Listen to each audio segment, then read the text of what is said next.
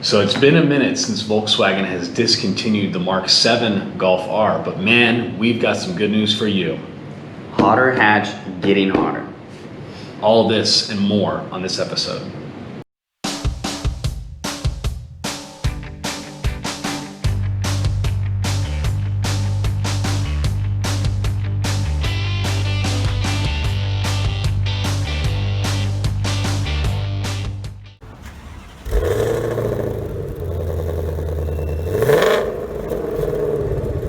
So yeah, with the Mark 8 Golf R, there's a lot of exciting things with the history of the Golf R, things from the R32 and then having the VR6 and everything that's been involved up to this Mark 8 generation of the Golf R, but this might be the coolest one yet.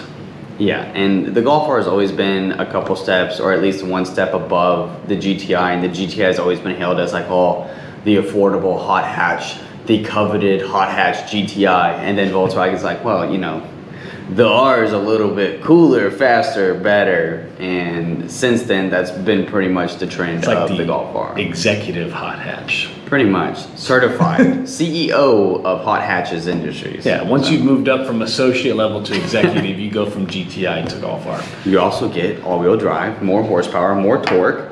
Better leather. All kinds of stuff, better interior.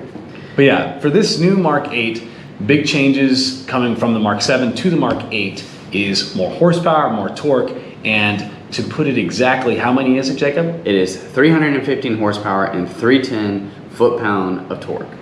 So that is a pretty good increase from the previous generation, where we were hovering around the 290 for horsepower and around 280-ish about torque. Pretty stoked about this. I mean, the all-wheel drive obviously puts this car in another realm versus the GTI. This is actually something that they compare with like the Audi S3 and BMW like M340i. I think you could put it in that little race right there, because with the all-wheel drive, it really makes it stand up against cars that have much more horsepower than it does. Yeah, and with the all-wheel drive, if you were to take this Golf R and only put it in rear-wheel drive, it would not be in the 4.7 0 to 60 range that it's in. And like Josh is saying, the mid to low fours is what like Mustang GTs, Camaro SSs, and like faster RS3s are running, but the Golf R is doing it with 315 horsepower. Yeah, that's crazy.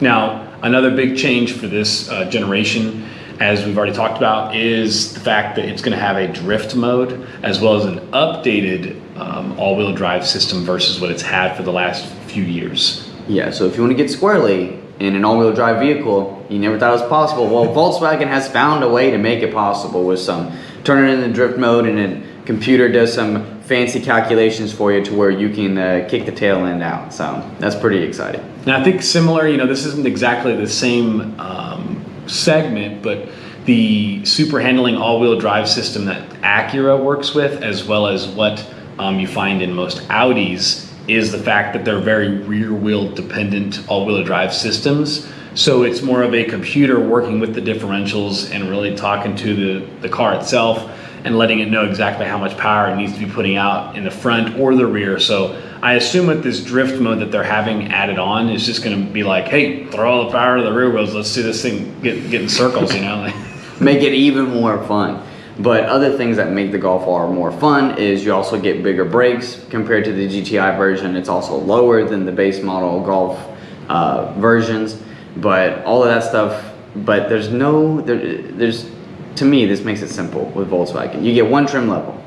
Every Golf R has the same features. The only main two options you're picking is, do I want a manual or an automatic?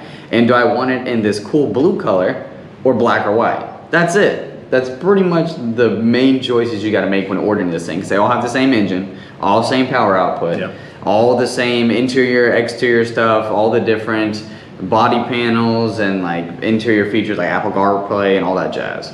It's a very interesting thing that Jacob brings up about that. I mean, it could be a con. Maybe you're someone that wants a little more pizzazz with your car, somehow to make it more, yours. But in my opinion, when you look at the Golf R, its market is very niche. I don't expect a lot of people to be, shopping around in that market. But we've also talked about on a previous video is we're expecting the price of the Golf R to drop a hair just because of them removing the Golf base of the entire Golf platform to be gone. So I expect the GTI to shoot down a little bit more in price, and the Golf R to go down just a little bit more.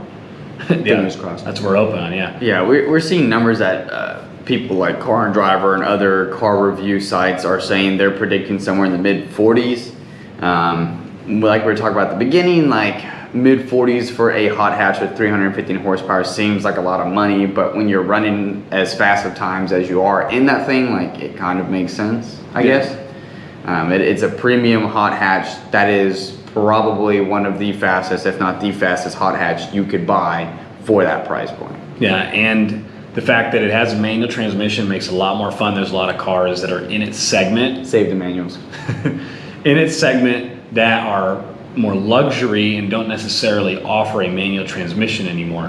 One other thing to note, Jacob said there's only the three colors with the black, the white, and the blue, is that it's a very interesting shift that at one point in time, I think this is back in 2018, they were making the Golf R available to order in close to 50 colors. Yeah.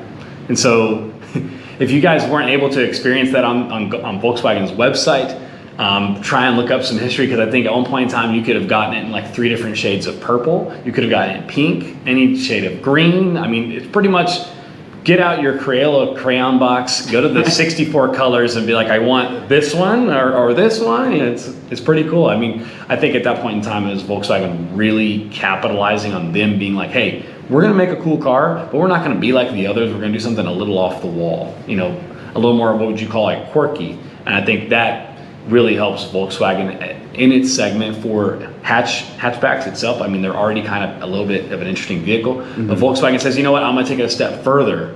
Yeah. But I guess looking more into the future, they didn't really have that good of sales numbers with all these colors. So they said, we'll just take the top selling colors that we had. And to be honest, when I drive around and I do end up seeing a Golf R, I do end up either seeing it in a dark gray color, which is a pretty cool color, like a silvery color, or a black or a white. And I've also seen the blue that they had once or had done in the past, and I really like it. So, I mean, if you guys are going to be in the market for this later in 2021, I would go for the blue, just so that you don't become a part of the statistic that all these car reviewers and websites talk about, how everybody just buys blah colors. Yeah, get something exciting and cool, but there's lots of stuff to be excited about with this vehicle. We hope this video was informational for you and got you excited about it too, because really it is kind of a cool car. A hot hatch, really awesome. Yeah, and everything that's changing, infotainment and colors and just the way it's like look on the outside, exterior looks, I think there's a lot to be excited about. But if you guys haven't already, go ahead and hit down on the bottom, hit that subscribe button, as also hit the like to help us get more popular on YouTube, help get this video out to more people and get more people just like you to help support our channel. Find all of the social media pages, engage with us there, follow them, keep up with us there when we have new content coming out. But that'll wrap up this episode of Gulf Coast Gearheads.